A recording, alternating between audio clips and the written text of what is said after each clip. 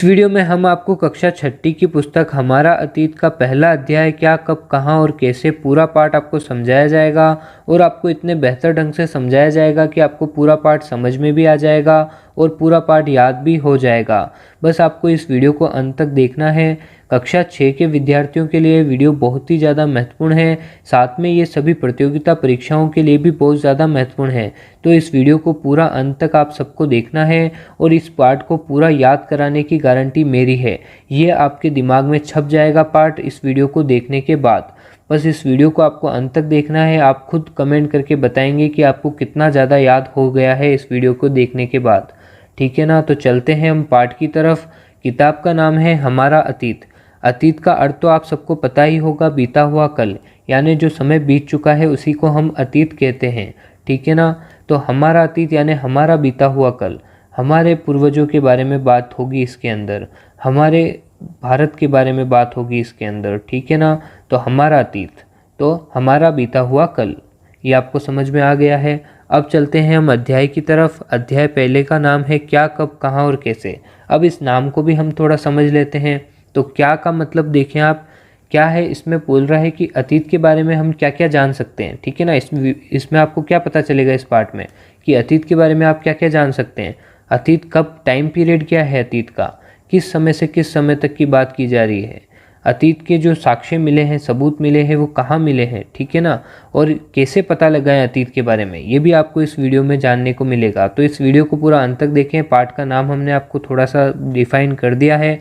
अब चलते हैं हम रशीदा के सवाल की तरफ। तो रशीदा जो है वो अखबार पढ़ रही थी।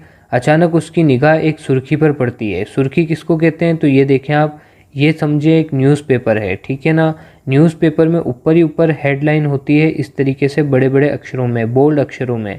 ठीक है ना, और बाकी फिर छोटे छोटे अक्षरों में आपके पूरा उसके बारे में वर्णन किया जाता है। तो जो बोल्ड अक्षर में जो आपके होता है ना, वो सुर्खी कहलाती है। तो उसी सुर्खी पर रशीदा का ध्यान गया और उसने देखा 100 साल पहले। वह सोचने लगी कि कोई कैसे जान सकता है कि इतने वर्षों पहले क्या हुआ था। ठीक है ना, ये जिज्ञासा हम सबके माइंड में भी आती है कि इतने साल पहले के बारे में बात कर रहे हैं, 100 साल पहले, 1000 साल पहले, तो ये हमें कैसे पता चलेगा कि इतने साल पहले ये हुआ था, या फिर ये ऐसी मनगढ़ंत कहानी बता रहे हैं।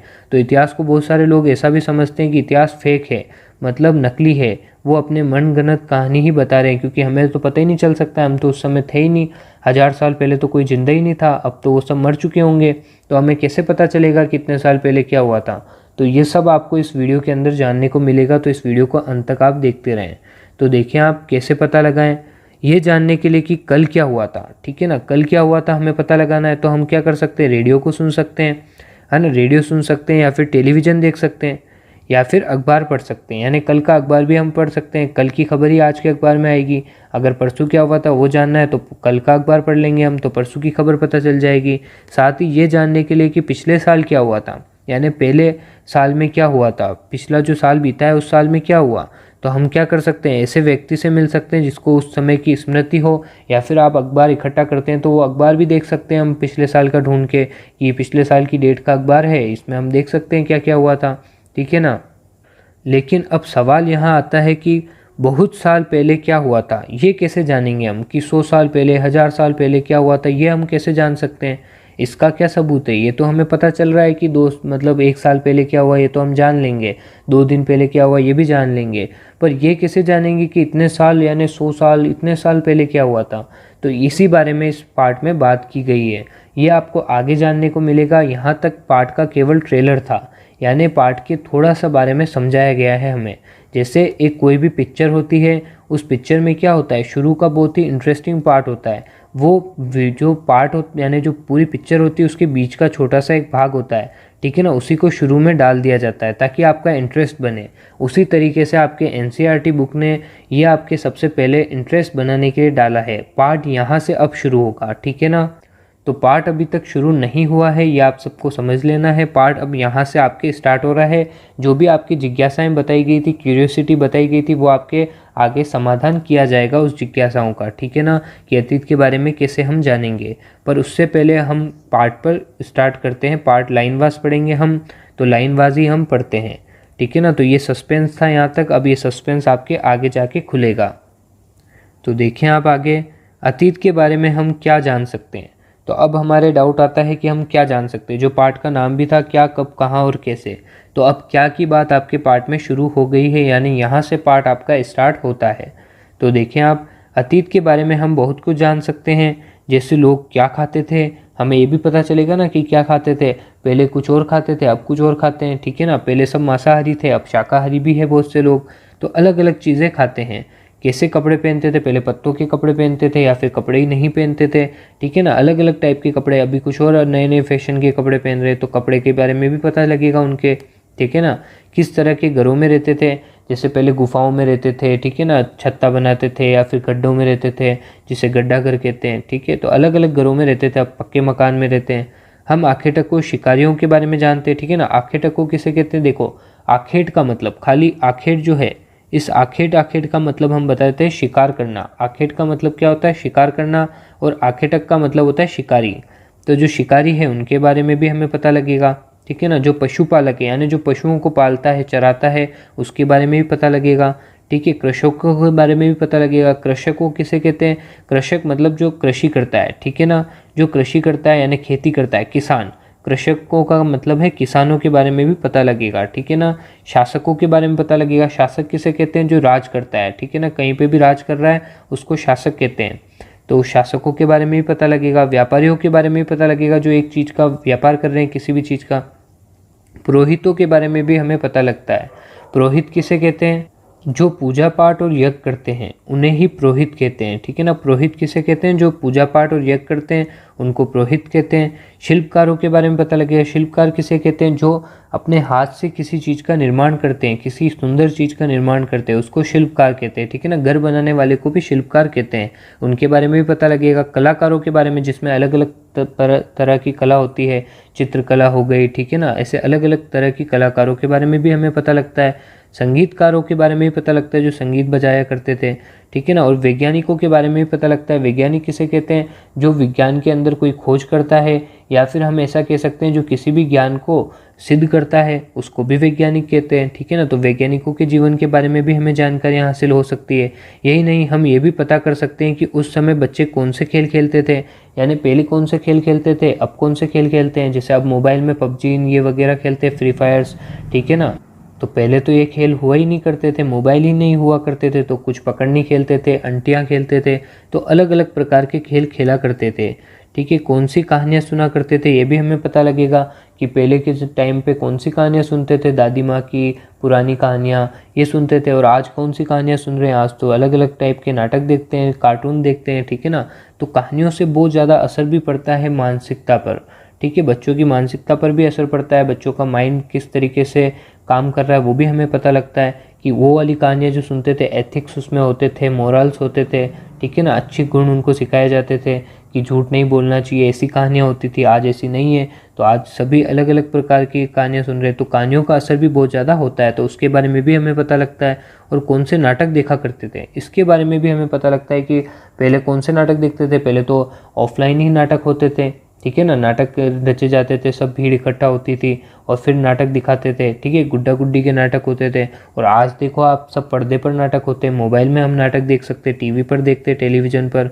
और कौन कौन से गीत गाया करते थे, पहले अलग गीत गाया करते थे, अब कुछ अलग गीत गाते हैं, ठीक है ना। अब तो रैप कल्चर भी हो गया है। तो ऐसे बहुत से परिवर्तन हुए हैं। तो इन सभी के बारे में हमें अतीत के बारे में जानने को मिलता है। मुझे उम्मीद है आप सबको ये बहुत अच्छे से समझ में आया होगा कि हमें अतीत के बारे में क्या क्या जानने को मिल सकता है। तो ये आपको अच्छे से क्लियर हो गया होगा। इसके बारे में आप लिख भी सकते हैं, कभी आपसे पूछ ले तो। अब हम देखते हैं लोग क्या कहाँ रहते थे, ठीक है ना। देखो क्या, कब, कहाँ, इसकी बात है। अब कब वाला आप सोच रहे होंगे कहाँ गया, तो कब की बात भी यहाँ पे होगी, यानी टाइम पीरियड भी आपको इसमें बताया जाएगा, और कहाँ के बारे में भी, दोनों यहाँ पे साथ में चलेंगे। तो देखें आप, मानचित्र 1 पृष्ठ 2 नर्मदा नदी का पता लगाओ। तो नर्मदा नदी का हम पता लगा लेते हैं पृष्ठ 2 पर, ठीक है ना। ये पृष्ठ 2 पर हम चल गए हैं। तो नर्मदा नदी आप सबको दिख गई होगी भारत में। तो ये है आपकी नर्मदा नदी, ठीक है ना। तो इसका पता हमने लगा लिया है। अब चलते हैं हम वापस टॉपिक पर।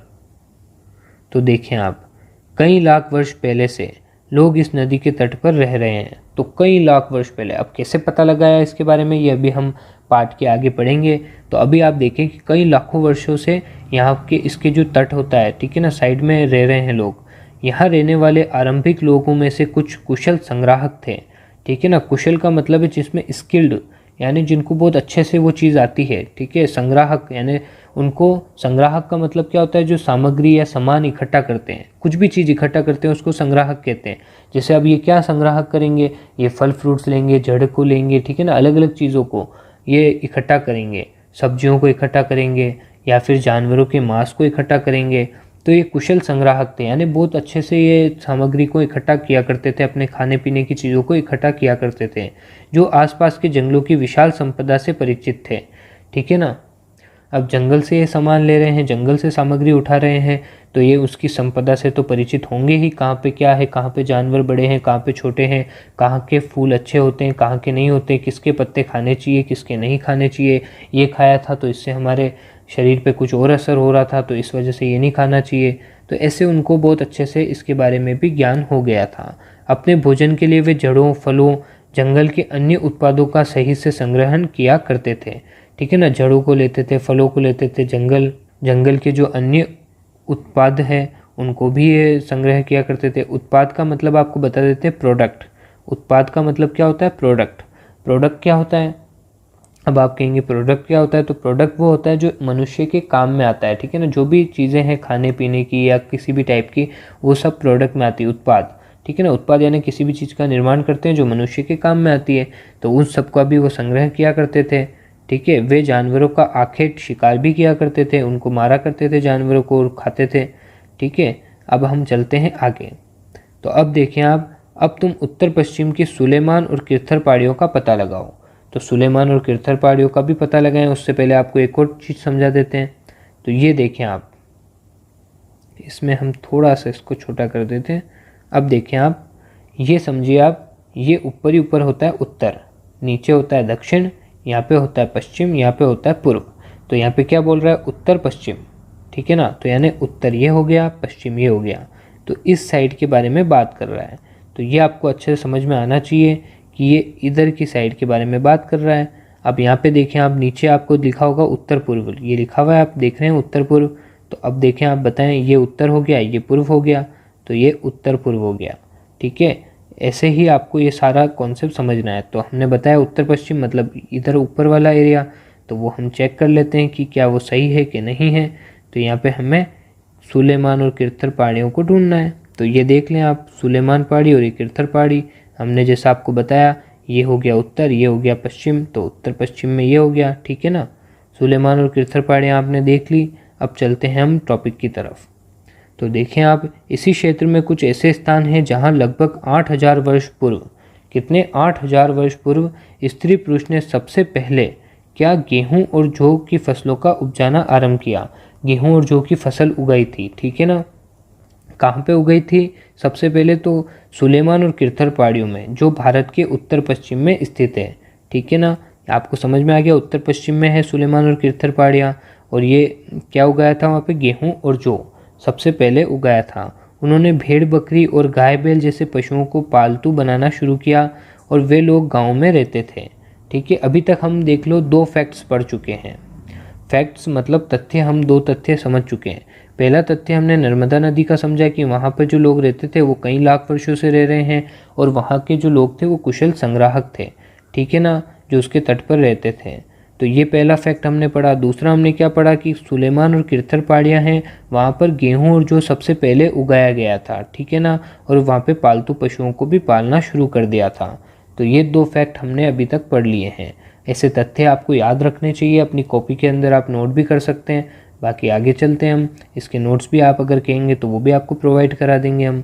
उत्तर पूर्व गारो तथा मध्य भारत में विंध्य पहाड़ियों का पता लगाओ। उत्तर पूर्व में तो है गारो और मध्य में है विंध्य पहाड़ियाँ। तो देखें आप, ये हम वापस बना देते हैं। तो यहाँ पे उत्तर पूर्व आपको दिख गया होगा, तो ये है उत्तर पूर्व। तो यहाँ पे आगे आपको गारो पहाड़ियाँ, तो गारो पहाड़ियाँ आपको दिख गया है। और मध्य में क्या है, तो विंध्य पहाड़ियाँ हैं, तो ये रही आपकी विंध्य पहाड़ियाँ, ठीक है। इन दोनों का भी हमने पता लगा लिया। अब इसके बारे में भी हम जान लेते हैं। ये कुछ अन्य ऐसे क्षेत्र हैं जहाँ कृषि का विकास हुआ।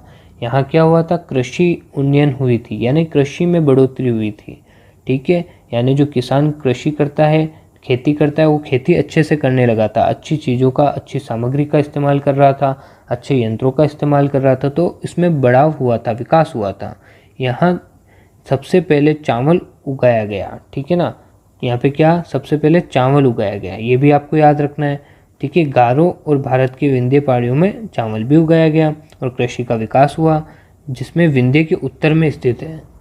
तो वो स्थान कहाँ पर है, विंध्य के उत्तर में, ठीक है। विंध्य पहाड़ियाँ हमने पढ़ी थी जो भारत के मध्य में है, तो भारत के मध्य में जो विंध्य पहाड़ियाँ हैं उसके भी उत्तर में है, ठीक है। जैसे आप देख लें एक बार और आपको बता देते हैं, तो देखें आप, जैसे ये है विंध्य पहाड़ियाँ, इसके भी ऊपर वाली साइड में यानी उत्तर वाली साइड में हमें चावल के अवशेष साक्ष्य मिले हैं, ठीक है ना। तो आपने अभी तक 3 फैक्ट पढ़े हैं, इस तीनों फैक्ट का एक बार और रिवीजन आपको करा देते हैं, फिर हम चलते हैं नेक्स्ट फैक्ट की तरफ, ताकि आपको बार बार रिवीजन करा रहे तो आपको पक्का याद हो जाएगा। तो देखिए, सबसे पहले नर्मदा नदी का हमने पढ़ा कि नर्मदा नदी में क्या था, तो कई लाखों वर्षों से लोग वहाँ पर रहा करते थे और कुशल संग्राहक थे लोग, तो ये हमने पहला फैक्ट पढ़ा। दूसरा फैक्ट हमने क्या पढ़ा कि सुलेमान और किरथर जो पहाड़ियाँ थी, ठीक है ना, वहाँ पे जौ और गेहूँ उगाया गया, ठीक है ना, जौ और गेहूँ उगाया गया था सुलेमान और किरथर पहाड़ियों में, ठीक है। और जो पशु थे उनको पालतू बनाया गया। तो ये 2 फैक्ट हमने पढ़े।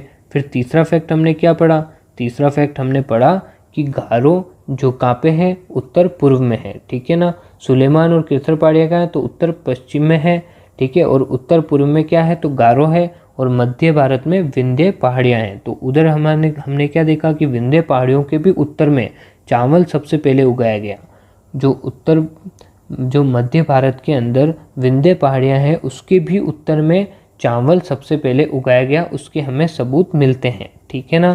तो ये सारे फैक्ट हमने पढ़े। और एक और हमने पढ़ा था कि कृषि का विकास भी हुआ है विंध्य पहाड़ियाँ और गारों में, ठीक है। अब आगे चलते हैं हम।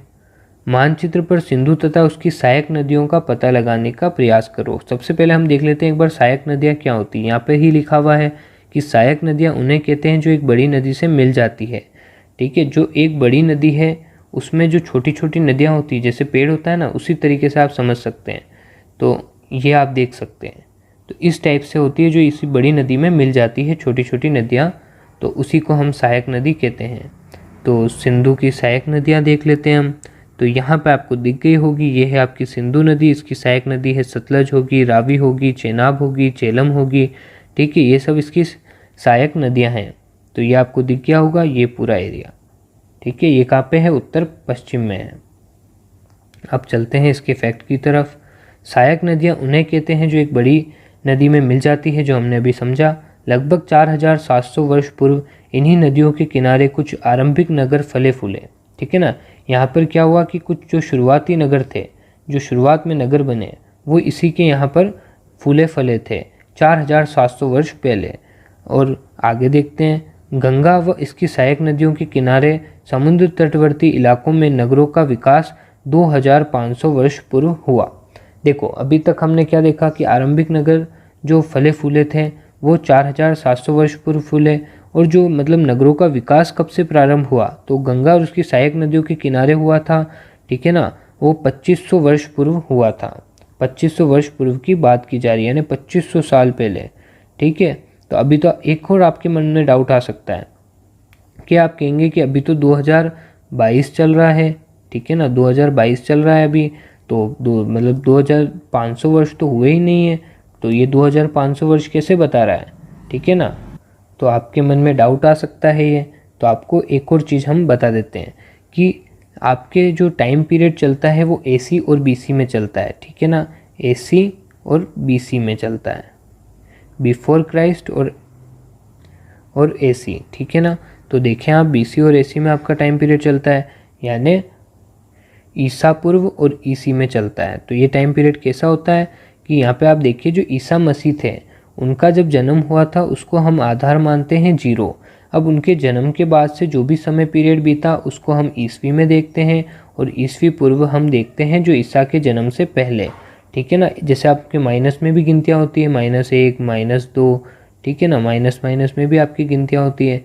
तो इसी तरीके से यहाँ पे भी है, ठीक है। तो अभी क्या चल रहा है, 2022 चल रहा है, तो यहाँ पे क्या चल रहा है, 2022, ठीक है।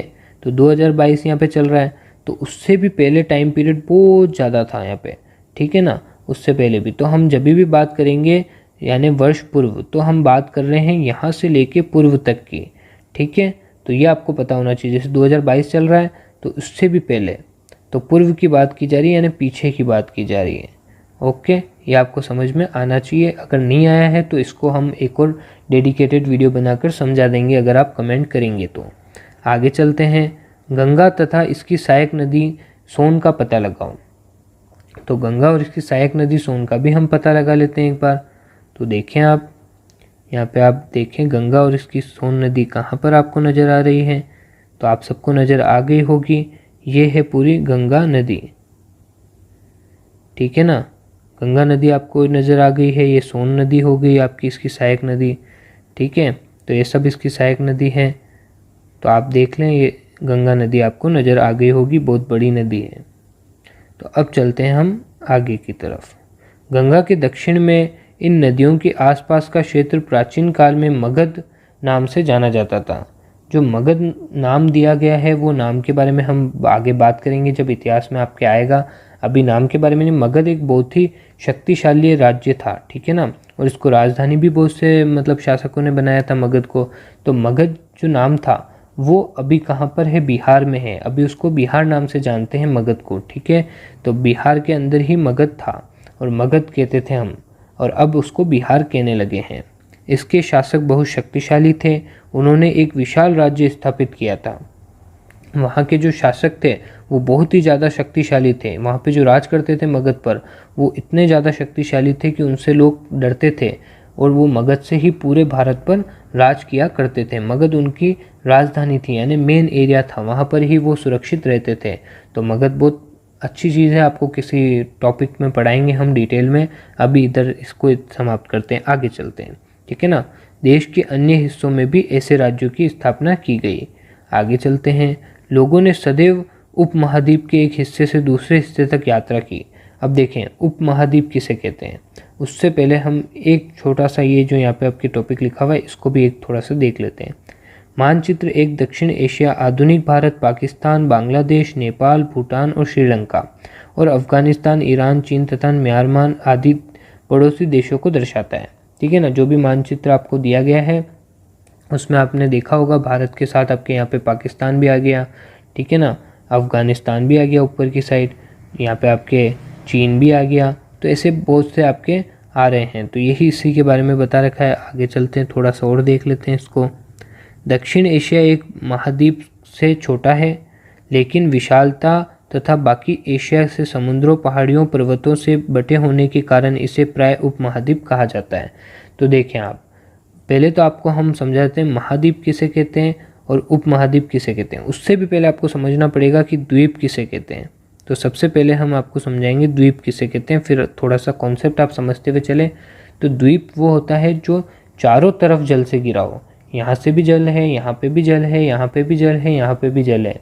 तो जो चारों तरफ जल से घिरा हुआ है उसे हम द्वीप कहते हैं, ठीक है ना। ऐसे ही जो द्वीप है वो छोटे छोटे द्वीप मिल जाते हैं, ठीक है। ऐसे छोटे छोटे द्वीप, बहुत सारे छोटे छोटे द्वीप मिल गए तो एक बड़ा सा द्वीप बना दिया, उसके भी चारों ओर जल है, ठीक है ना। तो ये हो गया महाद्वीप। यहाँ तक तो आपको समझ में आ गया होगा। अब आप कहेंगे कि उपमहाद्वीप क्या है। द्वीप तो समझ में आ गया जो चारों तरफ जल से घिरा हो, और उपमहाद्वीप मतलब महाद्वीप वो है जो छोटे छोटे द्वीपों से मिलकर बना है। पर उपमहाद्वीप क्या है, तो उपमहाद्वीप को आप समझें कि उपमहाद्वीप भी एक जो है महाद्वीप का हिस्सा है। उपमहाद्वीप क्या, एक महाद्वीप है जिसका हिस्सा है।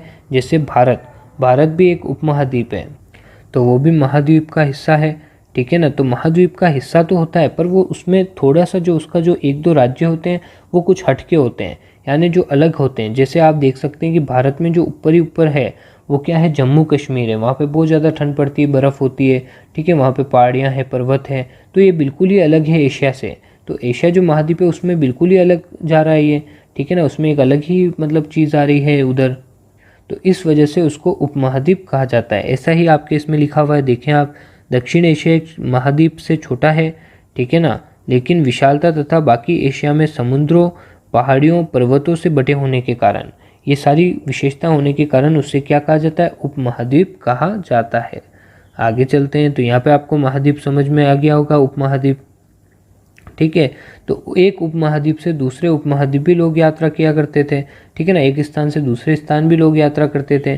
कभी कभी हिमालय जैसे ऊंचे पर्वतों, पहाड़ियों, ठीक है ना, पर्वत कैसे कहते हैं, जो नॉर्मल जो स्थान है, मतलब ये समतल भूमि है, इससे थोड़ा सा ऊंचा होगा, ठीक है ना, तो उसे क्या कहेंगे, हम पर्वत कहेंगे। और पहाड़ियाँ तो आप सबको पता है, जो ऐसी ऊंची होती है, ऊपर से गोल होती है, उसको हम पहाड़ियाँ कह देते हैं, जो पर्वतों से ज़्यादा ऊंची होती है। ठीक है ना, रेगिस्तान तो आप सबको पता है, नदियाँ, समुद्र, समुद्र जो गहरा होता है, ठीक है, कारण यात्रा जोखिम भरी होती थी। ठीक है ना, तो जो वहाँ पे जब हम यात्रा कर रहे हैं एक स्थान से दूसरे स्थान, तो वो यात्रा कैसी होती थी, जोखिम भरी हुआ करती थी, क्योंकि वहाँ पर पर्वत आ जाते, पहाड़ियाँ आ जाती, रेगिस्तान आ जाता है, कभी नदियाँ आ जाती है, समुद्र होते हैं, तो यात्रा करना बहुत ही मुश्किल हुआ करता था। फिर भी ये यात्रा उनके लिए असंभव नहीं थी, संभव तो थी, यानी लोग कर तो लेते थे यात्रा, पर मुश्किल बहुत आती थी। अतः कभी लोग काम की तलाश में, तो कभी प्राकृतिक आपदाओं के कारण एक स्थान से दूसरे स्थान जाया करते थे। यानी कभी कभी कोई काम ढूंढना है, कहीं पे ज़्यादा तनख्वाह मिल रही है तो उधर जाना है, तो उस महाद्वीप में ज़्यादा तनख्वाह मिल रही है तो वहाँ पर मैं रहूँगा, तो इसलिए भी यात्रा किया करते थे। ठीक है ना, और कभी कभी प्राकृतिक आपदा आ गई, मतलब कोई समस्या आ गई। प्राकृतिक आपदा का मतलब क्या है, कोई प्राकृतिक समस्या जो मनुष्य ने क्रिएट कर रहा है, मनुष्य नहीं बना रहा है वो समस्या, वो प्रकृति ने ही बनाई है। जैसे भूकंप आ गया, भूकंप कोई मनुष्य ने जानबूझ के तो लाया नहीं है, तो प्रकृति ने ही लाया है। तो प्रकृति ने जब आपको नेचुरल आपको प्रॉब्लम दी है, तो उसी को प्राकृतिक आपदा हम कहते हैं। तो जैसे भूकंप आना, बाढ़ आना, तो ये सब आपके प्राकृतिक आपदा होती है, तो इसके कारण भी एक स्थान से दूसरे स्थान जाना पड़ता है। अब बाढ़ आएगी तो वहाँ पर तो बैठे नहीं रहेंगे बहने के लिए, तो इसलिए हम एक स्थान से दूसरे स्थान जाएंगे। कभी कभी सेनाएं दूसरे क्षेत्रों पर विजय हासिल करने के लिए भी जाया करती थी। ठीक है ना, एक सेना को दूसरी सेना को हराना है, तो इस वजह से भी जाया करती थी, युद्ध के कारण। इसके अतिरिक्त व्यापारी कभी काफिले में, तो कभी जहाज़ों में अपने साथ मूल्यवान वस्तुएं एक स्थान से दूसरे स्थान ले जाया करते थे। अब जो व्यापारी है, उनको उसकी इलाकों में सही दाम नहीं मिल रहा है उनकी चीज़ का जो वो बेचना चाह रहे हैं, तो वो किसी और इलाके में जाकर बेचेंगे। तो काफिले बनाते थे। काफिले किसे कहते हैं, झुंड, यानी एक ग्रुप बनाकर वो जाया करते थे पैदल पैदल, उसी को हम काफिले कहते हैं। तो काफिले में कभी जहाज़ों में जाया करते थे। धार्मिक गुरु लोगों को शिक्षा और सलाह देते हुए एक गांव से दूसरे गांव या एक कस्बे से दूसरे कस्बे जाया करते थे।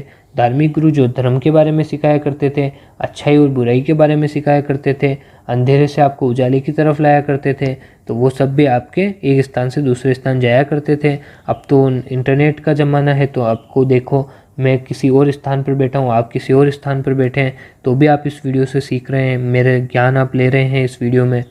ठीक है ना, कुछ लोग नए और रोचक स्थानों को खोजने की चाह में उत्सुकतावश भी यात्रा किया करते थे। लोगों को इच्छाएं होती है कि हमें नई चीज़ जाने, हम बहुत से लोगों की इच्छा होती है कि हम पूरा भारत घूमें, कुछ लोगों की इच्छा होती है कि हम तो पूरा वर्ल्ड ही घूम लें, पूरा विश्व ही घूमें। ठीक है ना, और रोचक स्थान को देखें हम, अलग अलग स्थान जो हमारे पूर्वजों से मिलते हैं उनको देखें हम। ठीक है ना, महाराणा प्रताप इनसे जुड़े हुए हैं उनको देखें हम, जो हमारे फेवरेट योद्धा हैं उनके हम, ठीक है, उनके स्थान हम देखें। तो ऐसे बहुत से स्थान देखने की हमारी इच्छाएं होती है, तो इस वजह से भी हम यात्रा करते हैं। इन सभी यात्राओं से लोगों को एक दूसरे के विचार को जानने का अवसर मिलता है।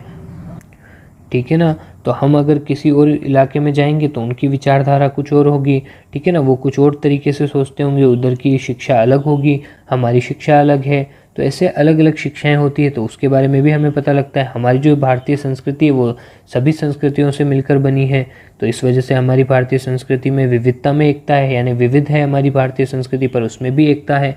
ठीक है, तो हम ये भी टॉपिक पढ़ेंगे कभी आगे, आपके प्रश्न पूछे जाते हैं।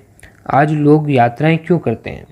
ठीक है, अभी हमने समझा कि यात्राएं क्यों करते हैं, तो प्राकृतिक आपदाओं के कारण, कभी रोजगार के कारण, ठीक है ना, कभी कोई भी प्रॉब्लम हमने जो बताया प्राकृतिक आपदा हो गई, कभी इच्छा के अनुसार, कभी एक धार्मिक गुरु जा रहा है कहीं। ठीक है ना, तो ये सब हमने पॉइंट अभी डिस्कस किए, और थोड़ा और देखते हैं इसके बारे में। एक बार फिर से मानचित्र 1 को देखो। पहाड़ियाँ, पर्वत, समुद्र इस उपमहाद्वीप की प्राकृतिक सीमा का निर्माण करते हैं। ठीक है ना, हालांकि लोगों के लिए इन सीमाओं को पार करना आसान नहीं था।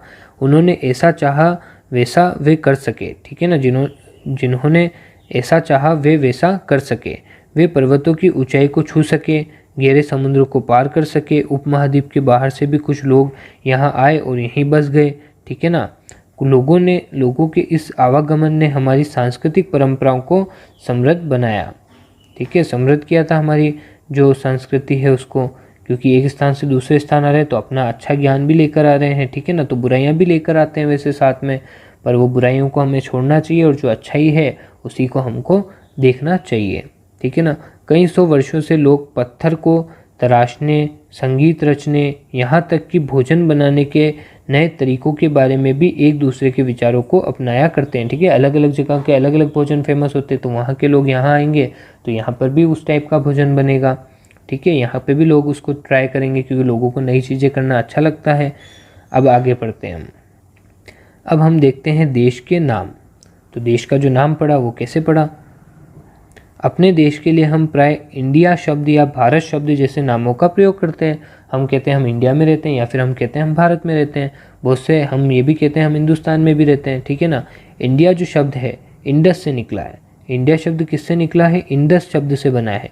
यानी देखें आप, इंडस का संस्कृत में कहते हैं सिंधु। जो सिंधु घाटी की सभ्यता हम पढ़ेंगे इसी किताब के अंदर, तो सिंधु घाटी की सभ्यता हम पढ़ेंगे तो उसी को नाम, क्योंकि सबसे पहले वही स्थल खोजा गया था, तो इंडस सिविलाइजेशन इसको कहते हैं हम इंग्लिश में। तो इंडस शब्द था, उससे क्या बन गया? इंडिया बन गया, ठीक है ना। इंडस शब्द से इंडिया बन गया, ठीक है। और इसका अर्थ क्या होता है? सिंधु। सिंधु संस्कृत में कहते हैं। अपने एटलस में ईरान और यूनान का पता लगाओ, तो आप ईरान और यूनान का पता लगाएंगे।